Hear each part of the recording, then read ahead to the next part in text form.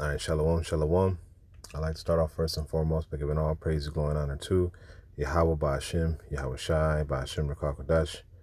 Double honor to the elders and the apostles, great millstone, who rule and teach well. Peace, love, salutations, and blessings to those that are doing this work in truth and sincerity. This is your brother Nathaniel from the GMS Camp Atlanta, coming back at you through the Spirit with another lesson, and I pray and hope this lesson is edifying. This lesson is a lesson in regard to how the Lord will seek vengeance on your behalf and deliver. For those of us who, we've been wronged by people in the world and we don't think that the Lord is going to do something about it. Yeah, if you be a man of the Lord, man, the Lord going to do something about it. And I have a testimony, that, some things that I'm going through currently that was caused by somebody else that did me dirty back in the world, and we're going to get into it. I met this guy, back in 2023. His name is Nick. And I met him in like November 2023, and he owned this company called Crazy Cones. My rib had met this guy because he had met this guy's wife through Uber. He had Uber, gave his wife an Uber ride, and they had hit it off so well that the lady offered her a job and said, hey, I'll pay you $300 a gig if you come work with us because you have such, wonderful personality and you seem like you're hardworking. So my rib brought it to my attention, and I was like, oh yeah, bet. Now this was before, all the shit that I was going through, really happened. We still was kind of like, handling our business a little bit. And of course there were some things that happened before that was that happened before that contributed to things, but it wasn't nothing that we weren't able to, take care of. But anyway, she met this guy named Nick through his wife, and for a while she was working for Crazy Cones, and it was good. Then it had got to the point to where, the agreement that they had made, went from, the gigs went from paying her $300 a gig to paying her $200 to paying her $150. And then when it got to the point to where it's paying her $150, I said, you can't work for them anymore because they're dishonoring our agreement. So she ended up quitting. So then I told her, I was like, I really don't want you dealing with these people no more because they seem kind of shady, right? And this was later on toward the fall of 2023. So, just to give you a brief backstory of how, this whole thing came into fruition. So, his whole excuse for not paying her was that they weren't doing as much business as they were. And I was like, that's not an excuse. If you work at a restaurant and it's slow, like a Chipotle or UPS or something like that, the hourly wage that was agreed upon, and you get paid that regardless of what's happening in the background. So that was my whole logic on it. So I'm like, nah, you can't work for them, So anyway, a couple months went past, and, we were just doing our thing, trying to handle our business and all that stuff. And then one day, he hit her up and asked her if she was interested, if I would be interested in teaching him how to trade.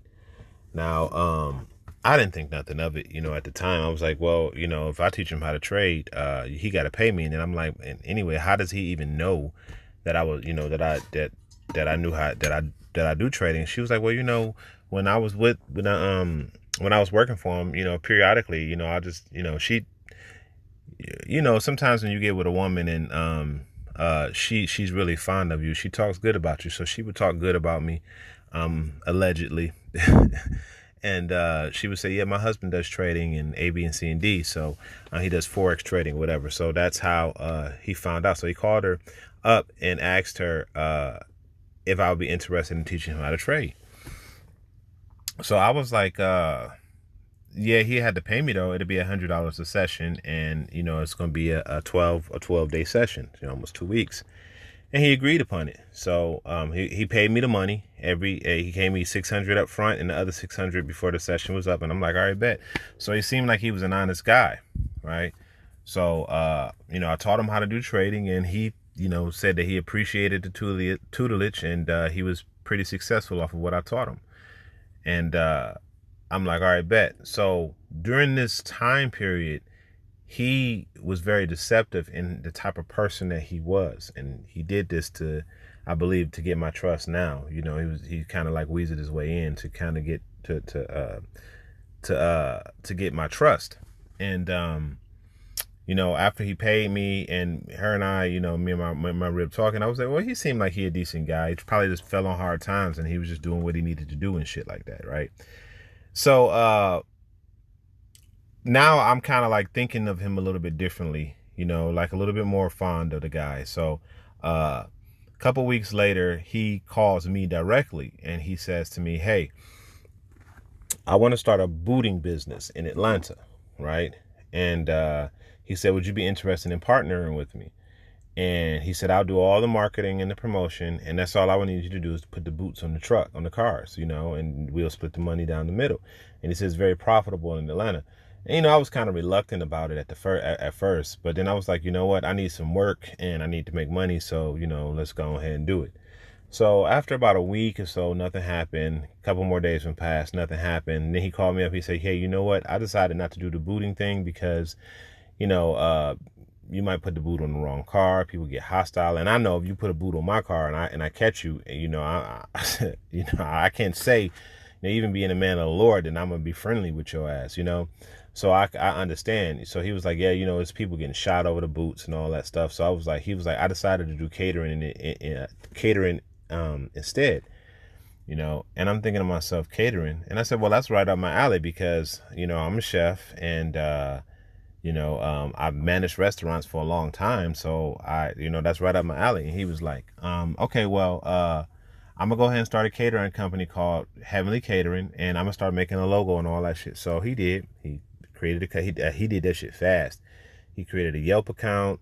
He created a Google account. He created an LLC and a logo, and I was in on all of that stuff. He let me know everything that was going on. So I'm thinking like, oh man, this dude seemed like he a pretty, upright dude, So he said we're gonna be 50-50 partners, right? So make a long story short, we created a business, and the business was doing well. Like we were getting catering orders, and when we first started, I said, I'll be willing not to get paid right now until we start making money just to build the business. Well, he took that shit too far, and he just wasn't paying me out of any of the events, me or my rib, because we were both working the events together. So we eventually said something about it, so he started paying us, and wasn't a lot, but he was paying us enough to keep us satisfied or whatever. Then one day, okay, well, now I'm falling behind on my rent this whole time trying to build this business, but I was confident that we were going to get the money that we needed, to pay my bills down. Okay, so I fell behind on my rent, and we work in this business, and then we got a really big order. Now, this order that we got, this catering event, it was for a surgical company. I can't remember the exact name of it, but they provided surgical equipment for doctors. So they had lots of money to just throw around. And the lady contacted me through Yelp. I was her point of contact, and I was the one who created their menu. I was the one who created their contract. Well, he made the contract, but I was the one who modified it and delivered it. Okay. I was the one who created the invoice. I created the menu, and I created the menu, and we ended up getting, it up to $13,500. Well, the lady added more stuff on, so in the end, it was a $20,000 job. Our food cost on that job was like $2,000. Okay, so it was we made a huge profit off of that stuff, right? So Elder Yagadol from the head of the Houston camp, him and I are good friends and through the spirit, so I asked him if he would come up and help me cater the event. So he came up, and, the brother got a fantastic cooking skills, wonderful, beautiful brother. The elder came up, and he helped me cook, you know what I'm saying? And we stood up for 2 fucking days straight. Like when I say 2 days, I meant 2 days, because they went breakfast and lunch for 2 days straight for like 200 people. Okay. And then we were cooking out of my small kitchen with the little equipment that we had, and we pulled it off, and the people were happy with it. Okay. Not only did They paid $20,000, but they gave a 20% tip, so it ended up being like $24,000. All right, that this lady paid, okay, for that. All right, and then I had another brother, brother Dawada from the GMS camp, Atlanta camp, who was helping me with the stuff, and I paid him for for it too. All right. So I'm thinking like, okay, bet I'm gonna make at least 10 grand because she paid the tip. The tip is gonna go toward food costs and labor costs, so I should make a cool 10 grand off of this party. And I remember this conversation. It was me, Elder Yagadal, and Dawada that was sitting in the car. And he called me up, and I was like, hey, bro. No, I called him. I said, bro, listen, I need to finalize how much I'm getting paid off of this job, bro. And he was like, well, you owe me $3,000, so I'm gonna pay you $7,000, okay? And I was like, oh, okay, bet. So I'm getting $7,000 because, so in my mind, he convinced me that I was getting $10,000, right? And he was gonna take the $3,000 that I owed him out to 10 and pay me 7. Now this would have been exactly what I needed to pay my rent because I owed $12,570 or something like that. So I had 5,000 stacked plus the 7,000 would have gave me $13,000. I would have been able to pay my rent, and I wouldn't have been in this fucking situation that I'm in now because all that shit would have been paid for. Okay. So he gets paid for the event, right? And I got the elder to back it up because he was in the same. He was like, okay, bet you can get straight off of this event. So and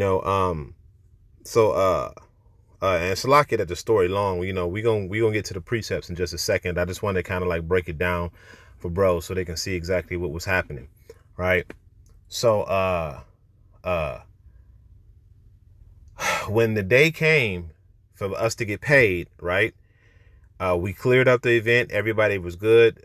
He had already got paid from them. He didn't tell me that they paid him already. And I'm supposed to be his partner. He didn't say, oh, they paid me the money already. He went and got the money from them long before I knew that he got paid, right? So we clean up the event. We leaving and whatever. And I'm thinking like, all right, I'm about to go get my money from him. He gave a check to my woman. He didn't give it to me. He gave it to my woman. And then he left. He was like, all right, man, well, you know what? I'll talk to you later. I'm like, okay, well, we'll settle the payment just, in a little bit, right? He said, yeah, just give me a call, whatever. So I'm thinking that, I'm going to go later on and I'm going to pick up the 7,000 from him and we can be straight, So we get into the car and my woman pulls the check out. This nigga's gone. He pulls the check out of his pocket. It's $4,300. So I'm like, I'm swat. My mouth instantly becomes dry. I'm like, what the fuck is this? This. So I call him up. He said, yeah, man, it's $4,300. I said, well, how are you only paying me $4,300? Where the rest of the money at? He like, well, I paid you what I agreed upon. I said, you owe me 3,000 and, I gave you 3. He said, you lucky that you got that. I said, what the fuck you mean I'm lucky that I got that? I worked for that money. I put everything together, And I was like, nigga, I started going, I got a little hood. I was like, nigga, you tripping, man. I don't know what the fuck you mean by this, man, but you better give me the rest of my money, And he was like, well, man, you need to not talk to me like that, blah, blah, blah, blah, blah. And he just started going in on some other shit. And then he starts talking about how, I'm over talking him, give him time to speak and to explain himself. So I was like, all right, bet I'm gonna go ahead and give you time to speak and shit. So you can ask, the elder was my witness. He was in the car with me when this shit happened, So,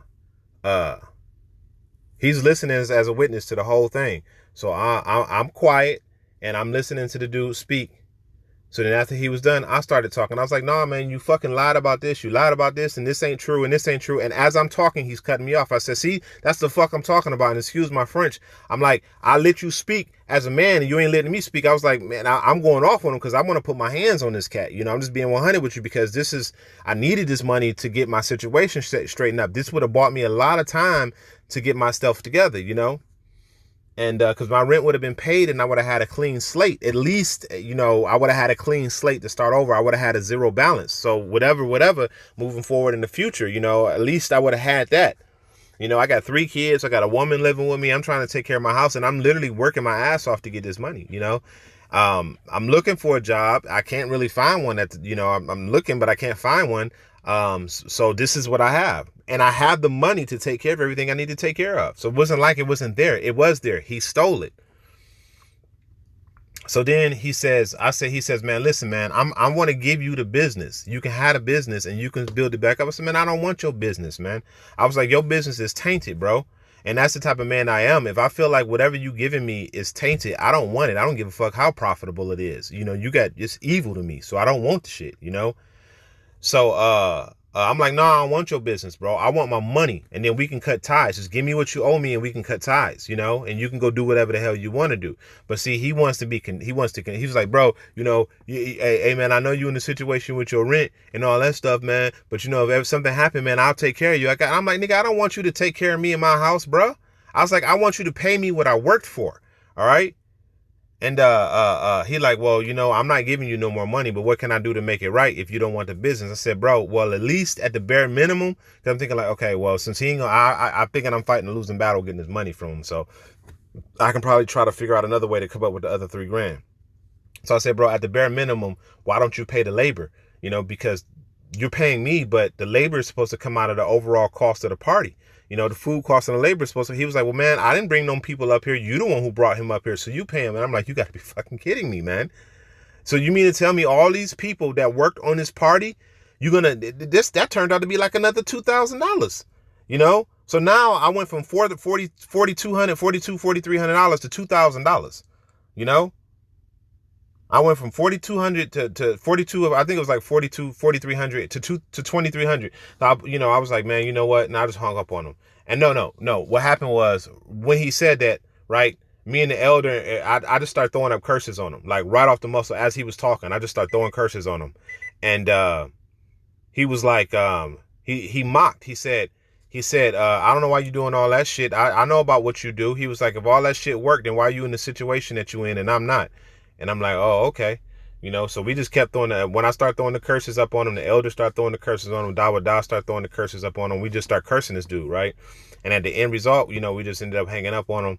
And I was like, bro, I'm sorry, man. And, I'm sorry this happened. And, y'all had to see that and see that part of me come out. I reached in my pocket. I paid the brothers what I told them that I was going to pay them. And I just kept it pushing, and it is what it is. And then it was a whole lot of other shit that happened from that. Financial difficulties can be rough on people, and me and my rib ended up splitting over that. She ended up taking the kids and moving somewhere else, and we only had one car, and the car was in her name. So we decided that she decided to help me out. She'll let me use the car 2 weeks out the month, and 2 weeks out the month I had the children. So now I can't even work as much as I want to, because to even try to do anything, because I got my kids 2 weeks out the month, and I ain't got nobody to watch them, so I'm just pretty much just stuck. So basically, I'm waiting on these people to come put me out the house, because I ain't got nowhere else to go. I can't make any money like that. So I'm trying to invest a little money that I have into things, trying to get some type of payout, and that shit's not working. So to make a long story short, I ended up getting put out my crib, and I had nowhere else to go. Luckily the Lord made it to where she left, so my children were safe. I'm just sitting up here like all this shit was caused because I did business with that nigga. If I would have just stayed focused on my game, and me and my rib would have just kept working like we have been before in the past, either two things could have happened. Either we could have saved up and got another place and moved, or we could have saved up and paid that place off, because it was a couple months later before they put me out. All right. So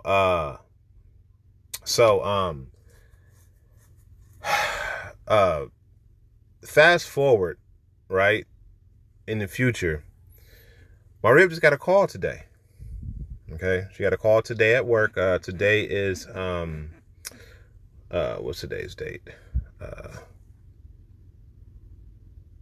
Today is the September 30th, right? So my rib got a call today, September 30th, at her job. It was a federal agent. Okay, federal agent said, hey, I need to talk to you in regard to this dude Nick such and such. And she said, you work for him? He said, yeah, I work for him. And she said, we've been investigating this guy for quite some time. I actually bought this business called Heavenly Catering from him, and it's a shell business. It doesn't have it doesn't have any clients. It doesn't have any business. It doesn't have nothing. All right. And we've been investigating this guy, and he's done this many times. He's sold bogus businesses to people, the name of businesses that didn't have any type of substance whatsoever. Like, how, say for instance, you got a company like Walmart, and they'll sell their business to another company, and it comes with, all of their clients, all of their, he was selling just an empty name to people and making it seem like it was about something on paper, right? He had changed addresses and places to live, like over 7 times in the last 2 years. And he scammed many people. He sold this business called Crazy Cones to 2 different people over the summer of 2023. Right, he sold them to 2 different, no, of 2023. He sold them to 2 different people, and both people were looking for him because they were not, that the business didn't exist. Okay, it only existed on paper. It didn't have what he said it had. He just sold them a cart with an empty, and he did bus companies and all this shit like this. And I'm like, damn. And he's like, the federal agent, they dug deep. They found me, and they found her.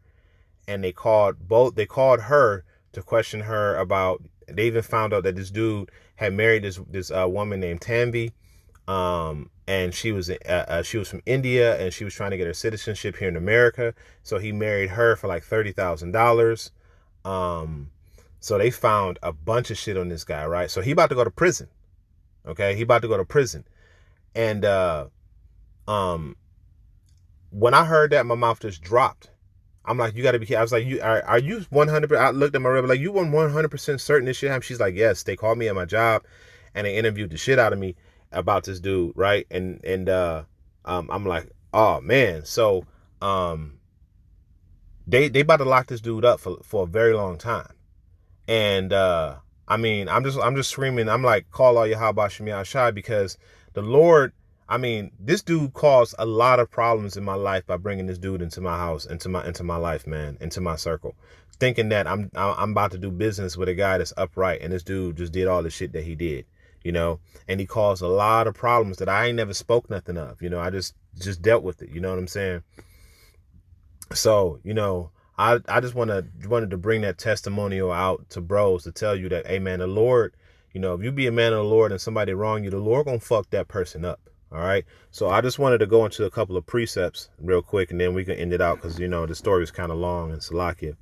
But this is Exodus 14 and 14. It says, I'm gonna start at verse 13, and it says, and Moses said unto the people, fear ye not, stand still and see the salvation of the Lord, which he show to you today. For the Egyptians who you have seen today, you shall see them no more again forever. And aren't we in modern day Egypt right now? Babylon is Sodom and Egypt. Okay. Verse 14, it says, the Lord shall fight for you, and ye shall hold your peace. I didn't know that the Lord was going to get back at this nigga. I didn't know that this was going to happen, but the Lord informed me that, yeah, I took care of him. You know what I'm saying? The Lord informed me that that this dude is through. Okay. This is Romans, the book of Romans 12 and 19. And it says, I'm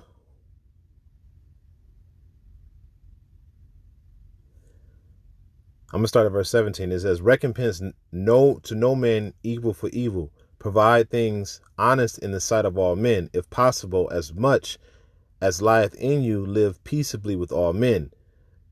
Verse 19, dearly beloved, avenge not yourselves, but rather give peace unto wrath. For it is written, vengeance is mine, I will repay, saith the Lord.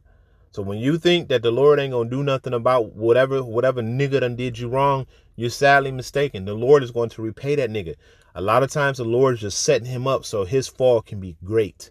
Just like he did Pharaoh in Egypt. He set him up so his fall can be great, so the Lord can be magnified through those that believe in him, And I'm sitting up here in awe, like, I can't believe that the Lord just did this, and he notified me of it. He said, nigga, yeah, this nigga going to prison. This dude is a federal agent, and I mean, like, she was telling me about all the shit that this man done did. All, like, going back years. They done dug into this man's life. He got a warrant out for his arrest. Hey, it's just a matter of time, It's just a matter of time, okay?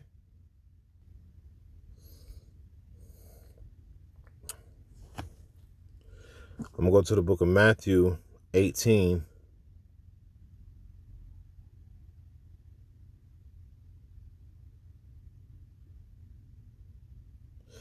And 6. And it reads, "But whosoever shall offend one of these little ones, which believeth in me, it were better for him that a millstone were hanged about his neck, and that he were drowned in the depths of the sea." You see that? So this dude is about to get his comeuppance in a big way, man. The Lord is going to get this cat. And all I can say is call all Yahweh Shem Yahweh Shai, man, because it feels good that I can hear that this man is about to get punished for all the things that he did to me. And, you know, in retrospect to those that he did to others as well, you know, because this man is a damn devil and he's a demon. And, you know, I just wanted to just to give that testimony, Salakia, for the long story. But I just wanted brothers to know, hey, man, the Lord is going to fight for us. We just need to keep doing the work. OK, and hey, man, it's a fearful thing, bro. I mean, this put fear in me.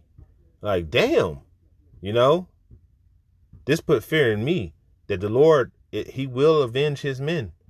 He will take action to those people that offend you. And we've seen it time and time again, man. Time and time again. You offend the man of the Lord, hey, you don't think nothing's going to happen to you. But the Lord going to get your ass, man. All right? And I pray that the Lord make this man suffer and eventually put this man to death for all of the evil that he's caused upon me and my house, man. But, you know, with that, I pray this was an edifying lesson. I'm going to end it off by giving all praise, glory, and honor to Yahweh Ba'Shem, Yahweh Shai, Bahashem, Ruach HaKodesh. Double honors to the elders and the apostle, great millstone. Until next time, I say shalom.